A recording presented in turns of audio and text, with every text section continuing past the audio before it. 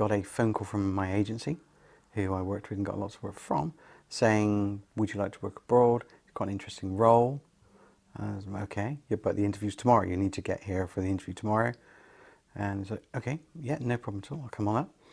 The address I was given was in central London.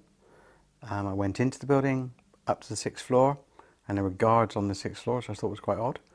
And it turned out to be a military media kind of intelligence unit.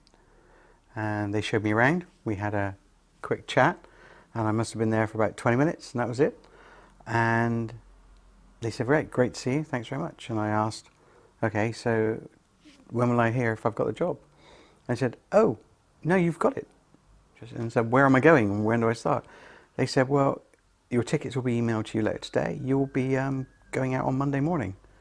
Okay, this is a Friday, I'm talking to these guys. And I said, so where am I going? Oh, you're going to Baghdad. I was expecting to be in the green zone. But no, we were on a base called Camp Victory, which surprised me. So when I first arrived at the building that I was going to be working at, it struck me that it was a very secure building. Signs outside saying, do not come in. If you're not, it's a classified area. If you're not cleared, you can't come in. So when I first started working on it, I didn't know how big a project this was. I just assumed it was news gathering. But having seen the process and worked in the process, I then realised this was a big project. And the budget was large as well for this project. It was around about 120 million a year for this project. And that's a lot of money. Whilst I was working there were 3 different types of strand, really. So we would do the news items that would go out on the news and go out on various channels locally. The kind of stories, a bomb would go off, a car bomb would go off, people would die, we would have people out there filming it, it would come back, we would then edit it into stories that would then go out on various channels within the region. And we were to make it, as best we could, look as if it was made locally, which it is shot locally and it is edited locally. It was more to make it look like it was Arabic, to make it look like it was shot in the region, which it was, but to make it look like it was created by Arabic TV almost. So it was given the impression that this was done by an Arabic company, in my view. And then there were what they call TVCs, which are television commercials, to say Al Qaeda are bad. There would also be things called VCDs, which we would make. The way I was approached about VCDs was, I was asked by my boss, we need to make this style of video, and we've got to use Al Qaeda's footage and all their propaganda out there to do it. We need it to be 10 minutes long, and it needs to be in this file format, and we need to encode it in this manner. And yeah, that's great. And we're going to track it via Google Analytics. All the VCDs that were made, and quite a considerable amount, were taken by Marines when they were going into various villages or they were doing raids, whatever patrols they were on, and they were dispersed that way. That was the quickest, easiest, and also, I guess, the most sensible way of doing it. Because if they're raiding a house and they're going to make a mess of it looking for stuff anyway, they just drop an odd VCD there. Then when whoever comes back, they're going to pick it up and they're going to start checking stuff through. So it kind of made sense to do it that way.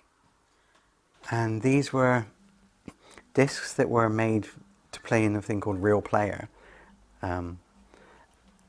And what happened to a Real Player is you'd get a white screen before anything would happen. They came up with this ingenious idea that within the white flash that Real Player does, it actually tracks where the VCD is being played. Because Real Player has to connect online to run, that little bit of code would then be connected to a Google Analytics account. And so that way you could have a track and know where that VCD is being played. So when the VCD has been delivered, when they're watched and the tracking kicks, it makes a hit with analytics. And when you log into it, 24 hours later, it will tell you which IP address and where in the world it's been looked at. So for instance, if one's looked at in the middle of Baghdad, okay, you know there's a hit there.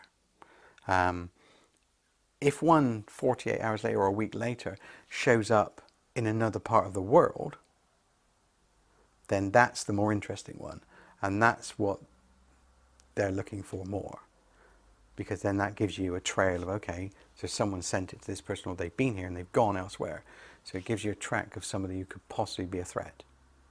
Some of the VCDs ended up in some interesting countries. I think I had a couple in Iran. Obviously in Iraq, in several places. I think there was one in Syria, but the most interesting one was in America. No idea how it got there, but all my job was to collate that data and pass it on. So I would do a printout for the day, and if anything interesting popped up, hand it over to the bosses, and then it would be dealt with from there. When we made something, the process would be, I would show it to my producer, they'd be happy with it. We would then get in seniors in the office, they'd be happy with it. Then we get the two colonels in to look at it, look at the things we've done throughout the day. They'd be fine with it. It would then go to General Petraeus. He would then look at it and his team would look at it. And if they're happy with it, it would then go on up the line if it needed to. If he couldn't sign off on it, it would go up on the line to the White House, and then it was signed off up there, and the answer would come back down the line. I was in and out of Baghdad on this contract for over a year or so. I just couldn't do it any longer.